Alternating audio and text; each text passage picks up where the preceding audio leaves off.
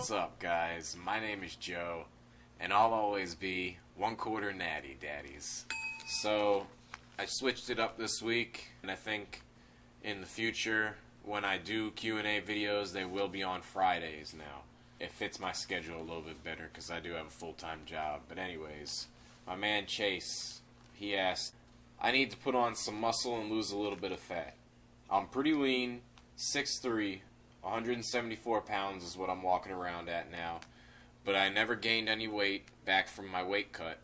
I have a hard time eating a lot of calories and protein during the day and find myself usually only eating once a day, maybe twice.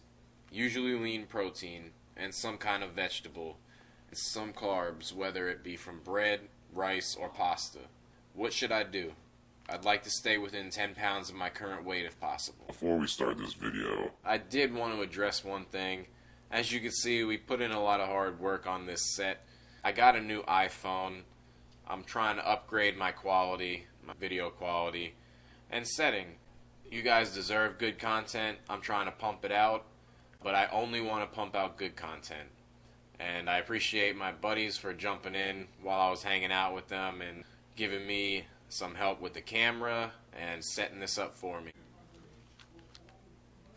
Okay, first I want you to make yourself a food journal.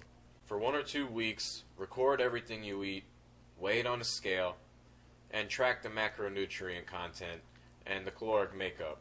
This is going to give you an optimal estimate on your current caloric average intake. Next, very simply, outside of training and mixed drinks, such as protein powders mixed with water, etc.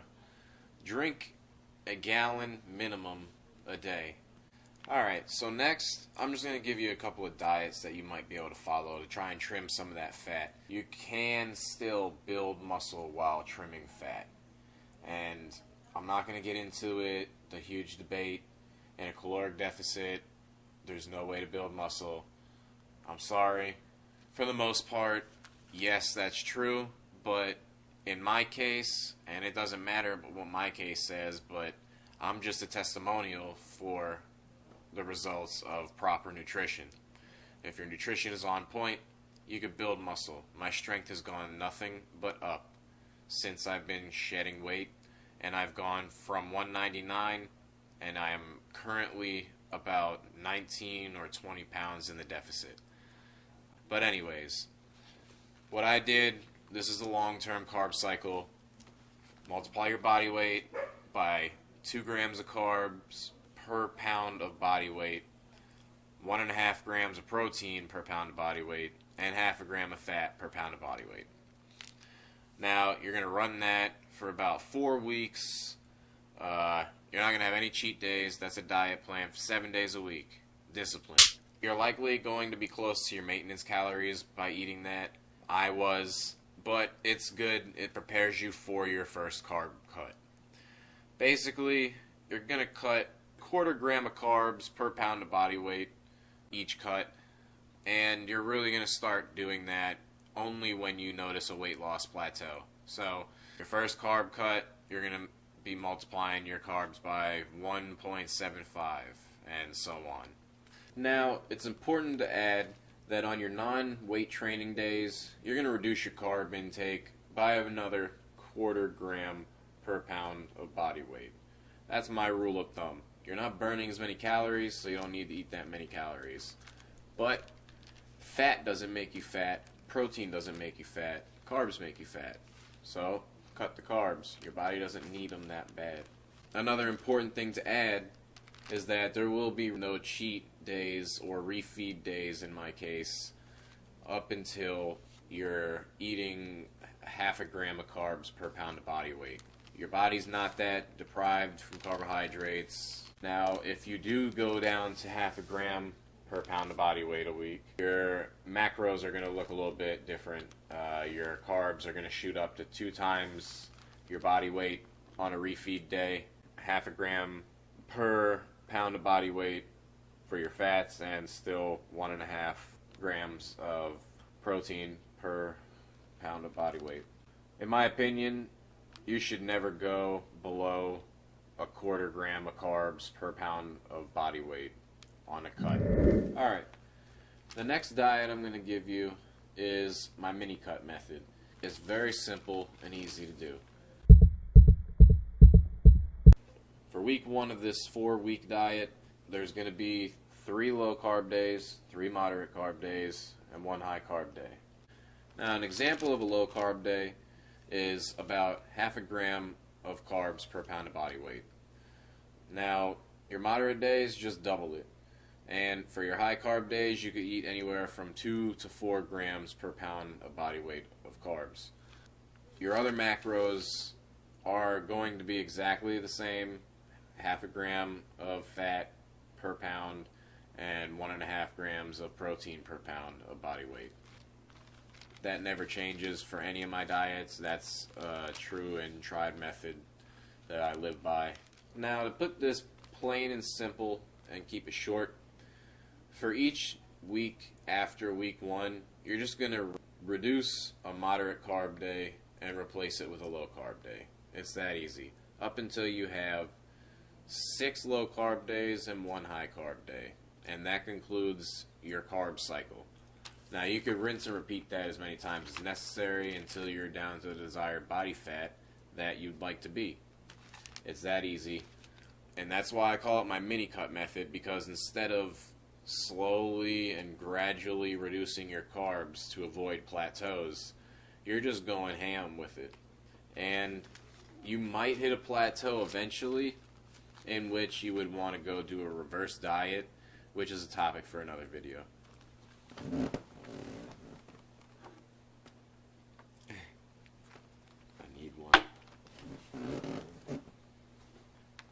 Now, one thing I want to suggest, since you're having trouble eating, is eat a little bit different kinds of proteins. Now, there's nothing wrong with eating lean protein, but if you want to spike your calories, eat a higher fat content. Therefore, some proteins with some higher fat content are pork rinds, salmon, sardines in oil. If you're used to eating chicken breast, eat some chicken thighs, chicken wings, skin on if possible. Skin actually has protein in it. Pork rinds, go figure. Ribeye steak, that's high in fat. Hot dogs, man, that's one of my favorite things to get my fats in for the day. Liver, bacon, Slim Jims, stuff like that. You can even eat whole eggs. You don't have to eat disgustingly dirty junk foods to eat more calories. I'm just giving you healthy options. I could give you unhealthy options all day to gain weight. A nice protein that I like is biltong. It's a lean protein, but, you know, switch it up a little bit. Now, a staple that I like is clear protein isolates. They're very light on the stomach, and they mix up like a juice rather than a milky protein, which there's nothing wrong with. I love that. That's my favorite meal of the day, is my post-workout shake. You could totally drink a clear protein isolate that has 0 carbs. Carbs don't matter.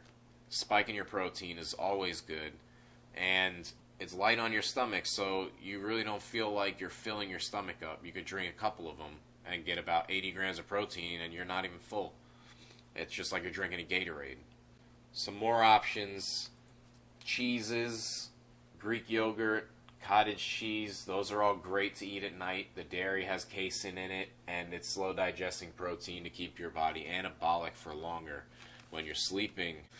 Some good fats to consider also are avocados, guacamole, butter, ghee, nuts, nut butters. Now, all carbs are not technically created equal. There's high glycemic, which is fast digesting, and low glycemic, which is slow digesting carbs.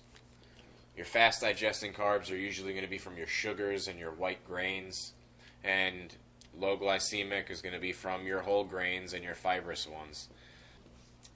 Just eat what you like. Mix high and low glycemic throughout the day. High glycemic is great for when you first wake up, for before and after workouts for an energy spike, and for a insulin spike after your workout to replenish the glycogen that your muscles just got broken down. And then you could eat low glycemic literally any time of the day. They're slow digesting for sustained energy throughout the day, and maybe you just like the taste of them. There's nothing wrong with them. There's tons of health benefits. But if you have problems eating, you need to pay attention to your fiber intake. Fiber fills you up. Don't forget that. I think that's a commonly overlooked thing. So one thing that I've been recommending to people is clear protein isolates. And a couple of clear isolate proteins that I really like. I take IsoGym, also IsoPure. They have some good flavors, and they have some bottled ready-to-drink ones too that are great. Usually the ready-to-drink proteins are a little hit or miss. They never taste like the powder. But those are just a couple of the clear protein isolates that I really swear by. There's also Protein 2O. That one is really, I think, just a pre-mixed, bottled, ready-to-drink protein. But it's worth a try if you see it. They are pretty good. Now, one last thing that I want to touch on is your supplementation. With any intense training routine, you're going to want to have supplementation. And real simple, you're going to want a multivitamin, a ZMA, your fish oils. Now, you want your BCAAs. There's also pre-workout matrices and post-workout matrices, which I take. But, you could very simply just take your BCAAs pre and post-workout. Your creatine, of course. You're going to want a protein blend, some dextrose for your glycogen replenishing after your workouts. And, yeah, that's just about it. Don't forget to like, comment, and subscribe, and share my video with your friends. My content is planned to change in a different direction, but I'm very excited on the direction that I'm looking forward to go ahead and pursue. But until then, Supplement Review Sunday will never change. That's my personal favorites of the series. I have a lot of fun spending my money and getting a whole lot of different tasting proteins. It's something I've always wanted to do. But first and foremost, I just want to bring fun content that I enjoy making, and things that you guys enjoy to watch. You could always leave in the comments below. Alright, well, thanks for watching.